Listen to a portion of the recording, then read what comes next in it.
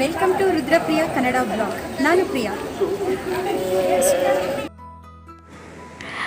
ಮಂಗಳೂರಲ್ಲಿ ದಸರಾ ಹಬ್ಬದ ಕೊನೆಯ ದಿನ ಇವತ್ತು. ಅಂದಾಗೆ 9ನೇ ದಿನ ನಾವು ಇವತ್ತು ಹೋಗ್ತಾ ಇರೋವಂಥ ದೇವಸ್ಥಾನ ಶ್ರೀ ಮಾರಿಯಮ್ಮ ದೇವಸ್ಥಾನ. ಇದು ಊರ್ವ ಸ್ಟೋರಲ್ಲಿದೆ. ಅಂದಾಗೆ ಇಲ್ಲಿ ಜಾತ್ರೆ ಕೂಡ ತುಂಬಾ ವಿಜೃಂಭಣೆಯಿಂದ ನಡೆಯುತ್ತೆ. ಇವತ್ತು ಇಲ್ಲಿ ಭಜನೆ ನಡೆಸ್ತಾ ಇದ್ರು ಮಹಿಳೆಯರೆಲ್ಲ. ದಸರಾ ಕೊನೆ ದಿನ. ಹಾಗೆ ರಥೋತ್ಸವಕ್ಕೆ ಕೂಡ ರಥ ಕೂಡ ರೆಡಿಯಾಗಿತ್ತು ಹೂವಿನ ಅಲಂಕಾರದಿಂದ.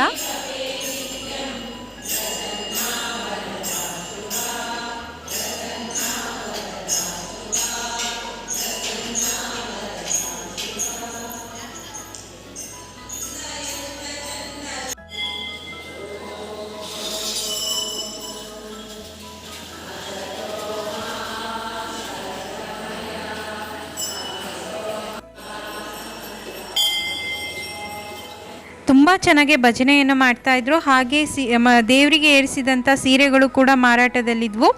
ಹಾಗೆ ಪುಸ್ತಕಗಳು ನೋಡ್ಬೋದು. ಅಡುಗೆ ಮಾಡೋದ್ರಿಂದ ಹಿಡ್ಬಿಟ್ಟು ಹಾಡು, ಕತೆ, ಕಾದಂಬರಿಗಳು, ಮಕ್ಕಳಿಗೆ ಬೇಕಾದಂಥ ಬುಕ್ಸ್ಗಳೆಲ್ಲ ಇದ್ವು. ಹಾಗೆ ದೇವರಿಗೆ ಸಂಬಂಧಪಟ್ಟಂತೆ ಸ್ಟಿಕ್ಕರ್ಸ್ ಮತ್ತು ಬಳೆಗಳು, ಉಂಗುರಗಳು ಆ ಥರ ಎಲ್ಲ ಇದ್ವು. ಹಾಗೆ ನೋಡ್ಬೋದು ಅಷ್ಟೊಂದು ಏನು ಅಂಗಡಿಗಳೆಲ್ಲ ಇರಲಿಲ್ಲ ಇಲ್ಲಿ.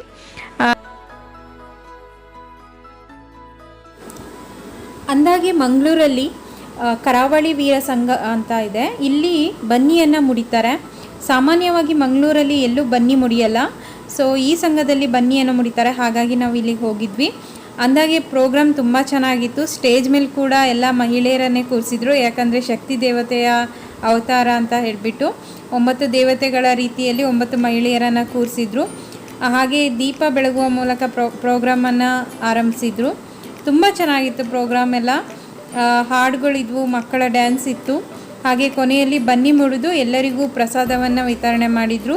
ಇಲ್ಲಿ ಕೂಡ ದಾಸೋಹ ಇತ್ತು.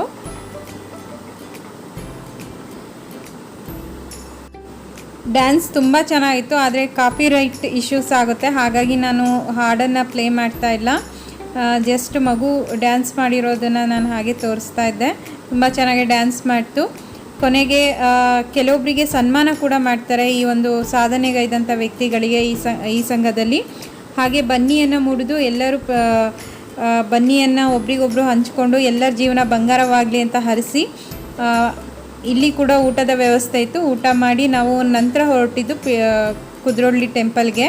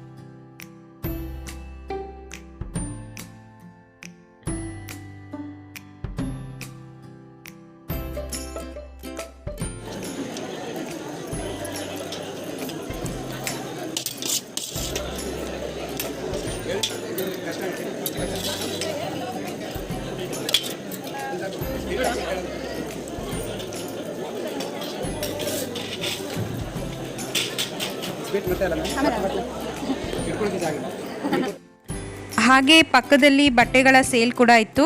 ಇವರು ಮೂಲತಃ ಮಂಗಳೂರವರೇ ಅಂತೆ. ಆದರೆ ಬೆಂಗಳೂರಲ್ಲಿ ಇಷ್ಟು ದಿನ ಇದ್ರಂತೆ. ಕೋವಿಡ್ ಬಂದಿರೋಕ್ಕೆ ಪುನಃ ಮಂಗಳೂರಿಗೆ ಬಂದು ಹೊಸದಾಗಿ ಬಿಸ್ನೆಸ್ ಶುರು ಮಾಡ್ತಿದ್ದಾರೆ ಇವತ್ತಿನ ದಿವಸ. ಸೊ ಅವರಿಗೆ ಆಲ್ ದಿ ಬೆಸ್ಟ್.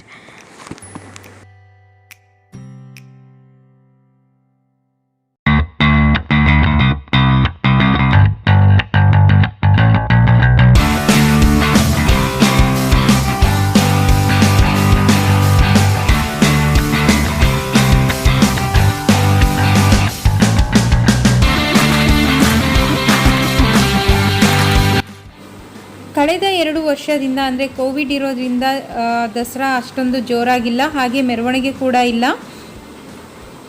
ಸೊ ನೋಡ್ಬೋದು ತುಂಬ ಜಾತ್ರೆ ತುಂಬಿದೆ. ಆದರೆ ಮೆರವಣಿಗೆ ಒಂದಿಲ್ಲ ಅನ್ನೋದು ಬಿಟ್ಟರೆ ಎಲ್ಲ ಥರ ನಾರ್ಮಲ್ ದಸರಾ ಥರನೇ ಇತ್ತು. ಸಿಕ್ಕಾಪಟ್ಟೆ ಜನ ಇದ್ದರು.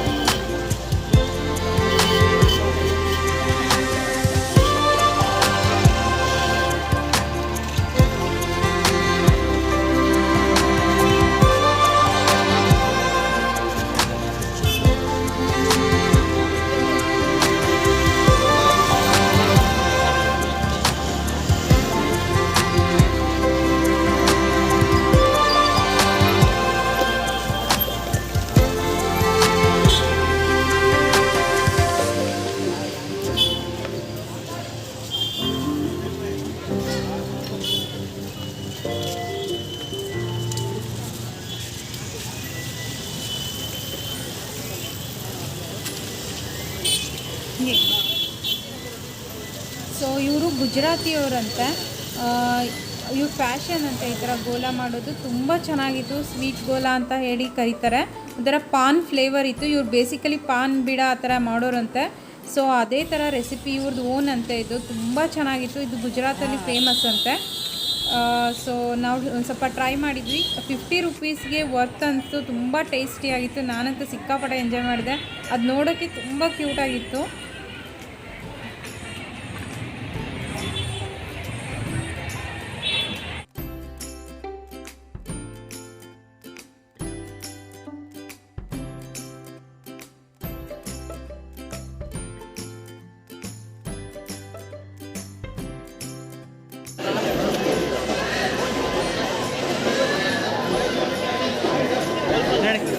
ಸೊ ಗೋಲಾ ಎಲ್ಲ ಎಂಜಾಯ್ ಮಾಡಿಕೊಂಡು ಟೆಂಪಲ್ ಹತ್ರ ಹೋದ್ವಿ. ನೋಡ್ಬೋದು ಎಷ್ಟು ಜನ ಇದೆ ಅಂದರೆ ಒಳಗಡೆ ಹೋಗೋಕ್ಕೆ ಯಾಕೋ ಒಂಥರ ಭಯ ಅನ್ನಿಸ್ತಾ ಇತ್ತು. ಸ್ವಲ್ಪ ದೂರದಲ್ಲೇ ನಿಂತ್ಕೊಂಡು ನಾವು ಇದೆಲ್ಲ ಪಿಲಿ ಕುಣಿತ ಎಲ್ಲ ನೋಡಿಕೊಂಡು ಸೊ ಮನೆ ಕಡೆ ಹೋದ್ವಿ.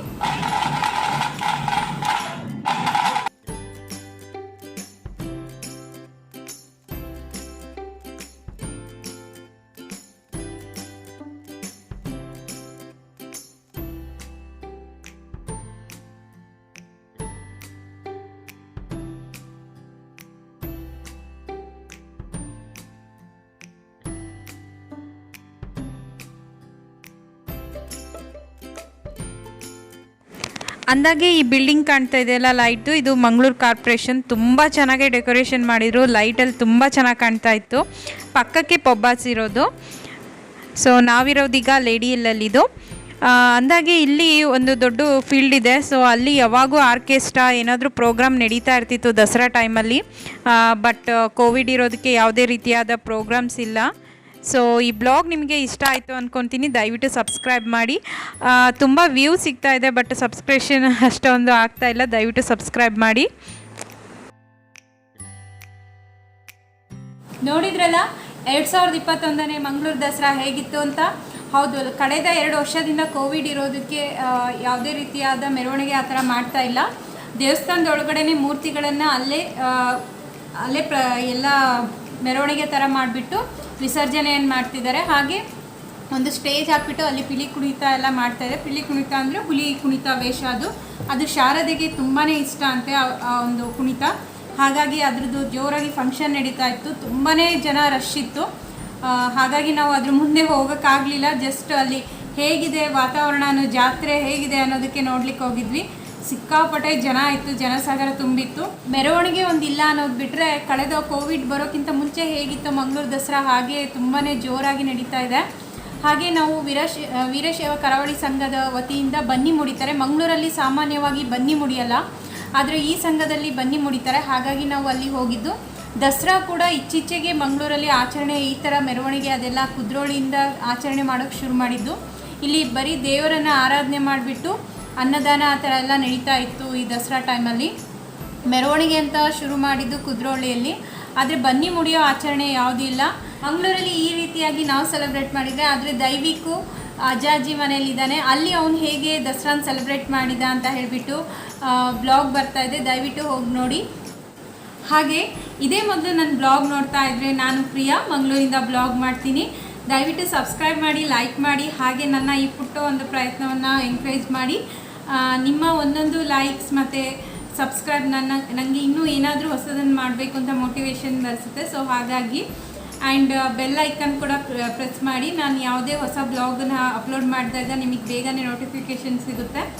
And thank you so much. ಇಷ್ಟೊತ್ತು ತನಕ ನೀವು ನಿಮ್ಮ ಸಮಯವನ್ನು ನನಗೋಸ್ಕರ ಕೊಟ್ಟಿದ್ದಕ್ಕೆ. ಹೇಗಿತ್ತು ಮಂಗಳೂರು ದಸರಾ ಅನ್ನೋದನ್ನು ಕಮೆಂಟ್ ಮೂಲಕ ತಿಳಿಸಿ. ಮತ್ತೊಮ್ಮೆ ಮಗದೊಮ್ಮೆ ಎಲ್ಲರಿಗೂ ದಸರಾ ಹಬ್ಬದ ಹಾರ್ದಿಕ ಶುಭಾಶಯಗಳು. ಎಲ್ಲರೂ ಬನ್ನಿ ಮುಡಿಯೋಣ, ಬಂಗಾರದಾಗಿರೋಣ.